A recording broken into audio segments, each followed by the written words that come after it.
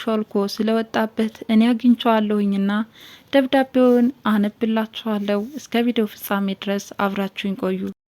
አደይ የዴቭን የፍቅር ጥያቄ ለምን እንደማትቀበለው በግልጽ ታወቀ። አደይ ለባርኮት የፍቅር ስሜት እንዳላትና ዴቭን እሽ ብላ ቃል ከገባችለት ከዚህ በኋላ ወላዋይነት ያደረባት ለዚህም ነው። ታዲያ ባርኮትና ቤዛ መለያየታቸው ለአደይ ትልቅ ደስታና ብስራትን ፈጥሮላታል። ዴቭ ግን አደይ የፍቅር ጥያቄን በተደጋጋሚ ባቀርብላትም እሷ ግን በንቀት እየተመለከተችውና እየተግደረደረች በጣም አስቸግራኛለች። በዚህ ምክንያትም እኔ ወደ መጣሁበት ሀገር ከእህቴ ከሊዲያ ጋር መኮብለሌ የማይቀር ነው እያለ ይገኛል። ታዲያ የቤተሰብ አባላቱ ተሰብስበው እየመከሩና እየዘከሩ ይገኛሉ። አደይ ሀሳቧን ልትቀይር ስለምትችል አሁን ቁርጠኛ የሆነ እንዲህ አይነት ውሳኔ መወሰን የለብህም እያሉት ይገኛሉ። ሊዱም ወንድሜ ሆይ ለሰራተኛ ስትል ቆመህ ስትጃጃል ማየት አልፈልግም። አሁን ወደ መጣንበት ወደ ቤተሰቦቻችን መመለስ እፈልጋለሁ እያለች ትገኛለች። ከአባቷና ከእናቷም ስልክ በመደወል የነ ፍቅር ቤት ንትርክ እያስመረራት እንደሆነና ወንድሟም በዚህ ጉዳይ ጠበቃ እንዳልቆምላትም ትገልጽላቸዋለች። ተንከሲሷ ፍቅር ፈርጣማ ክንዷን ብዙ ጊዜ ሊዲያ ላይ ሙከራ ያደረገች ቢሆንም በአደይ ገላጋይነት ሳይሳካላት ቀርቷል። ታዲያ የፍቅር ኩርኩም የሰለቻት ሊዲያም ወደ ሀገራቸው መመለስ እንደምትፈልግ በተደጋጋሚ ለወንድሟ እየገለጸች ትገኛለች። ግን እስካሁን ወደ እናት ሀገሩ ለመመለስ ፈቃደኛ ባይሆንም አሁን ግን የአደይ ፊቷን ማዞርና ወደ ባርኮት ልቧ እየዋለለ መገኘቱ መመለስ እንደሚሻለው ምርጫውን አድርጓል። ታዲያ የጉዞ ሻንጣዎችን ጠቅሎ ኤላን ለመሰናበት ወደ እነ ለምለም ቤት ሄዶ ነበረ። ለምለምን በአደይ ምክንያት ልቡ እንደተሰበረና ከሀገር መውጣት እንዳለበት እየገለጸላት ሳለ ለምለም ጓደኛዬ አደይ በእጅ ስለሆነች አሳምንልሃለሁ። ስለዚህ በዚህ ምክንያት ከሀገር የምትወጣበት አንዳችም ነገር የለም በማለት እያበረታታችው ትገኛለች። ዴቭም ምንም እንኳን ለጊዜው ከሷ ቢርቅ ፍቅሩ የቀነሰለት እንደመሰለው እንጂ እድሜ ዘላለሙን ከህሊናው አደይን እንደማያጠፋት ይመሰክራል። ድርድሪት አደይ ግን ልቧ ወደ ባርኮት እየዋለለ ይገኛል። በተለይ ቤዛ የተባለችው አጭበርባሪ ወደ ቤታቸው ተከስታ የነባርኮትንም ሆነ የኔላን ጥፊ ቀማምሳ ቤታቸውን ተሰናብታ ከወጣች በኋላ አደይ ባርኮት የኔ ነው በማለት የልብ ልብ ተሰምቷታል።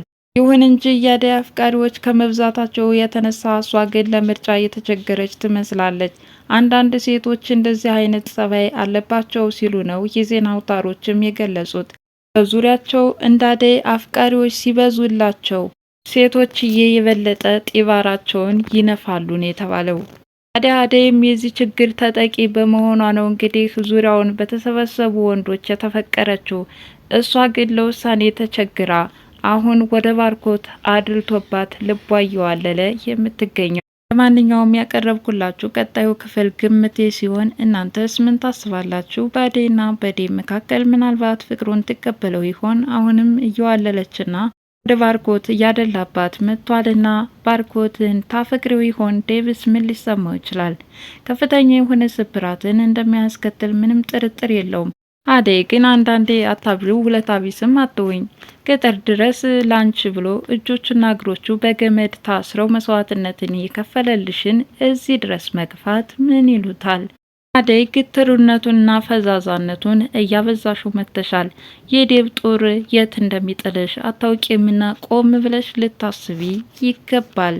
ወይም ደግሞ ንቋና ጎበዟ ከሆነችው ከለምለም የምክር ድጋፍ ያስፈልግሻል ብዬ አስባለሁ። ለምን እሷ በጣም ነገሮችን ቀድማ የመረዳት የማወቅ ብቃት አላት። ለዚህም ነው እነ ባርኮትን ከመጭበርበር አደጋ ያዳነቻቸው። ወይዘሮ ቤዛ ልትቀፍላቸው ብትመጣም በለምለም አማካኝነት ሳይሳካላት ፍዋን ቀምሳ ሻንጣዋን ጠቅላ ከቤት ተባራ የወጣችው።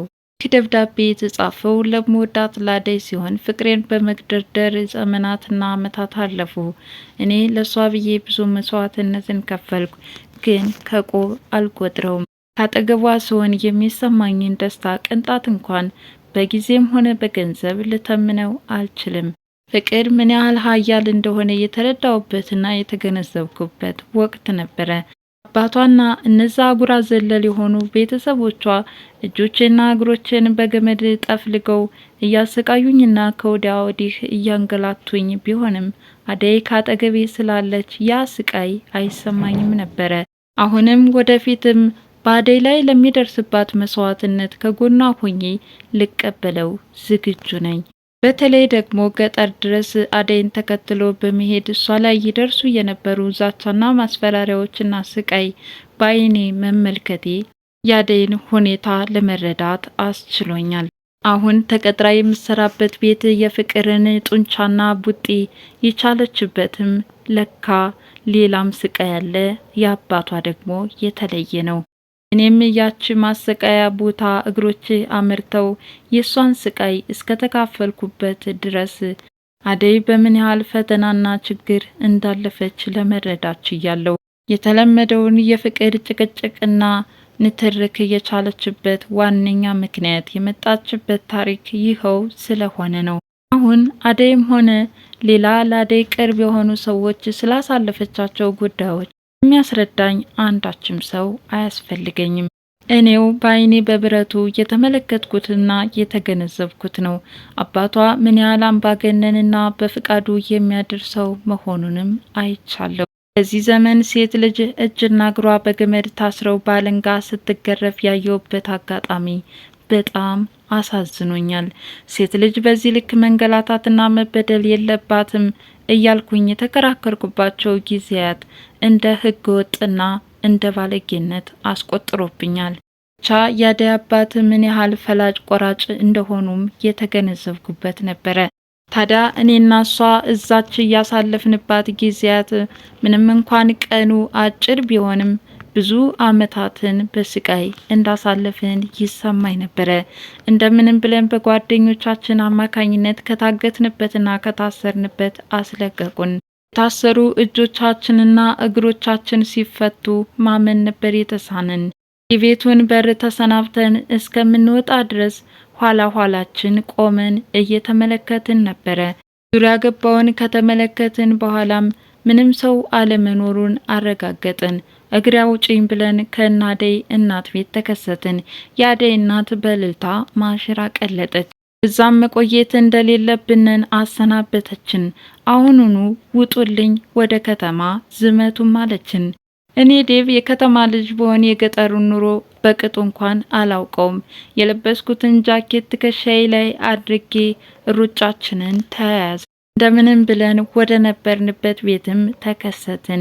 ባርኮት እናትም የምትወዳት አደይ ስለመጣችላት በደስታ እየፈነጠዘች ሰማዩን አንጋጣ እያየች መጀመሪያ የበኩር ልጇን እየተቀበለች ይመስል በደስታ እየዘለለች ከአንገቷ ስር ተጠመጠመችባት።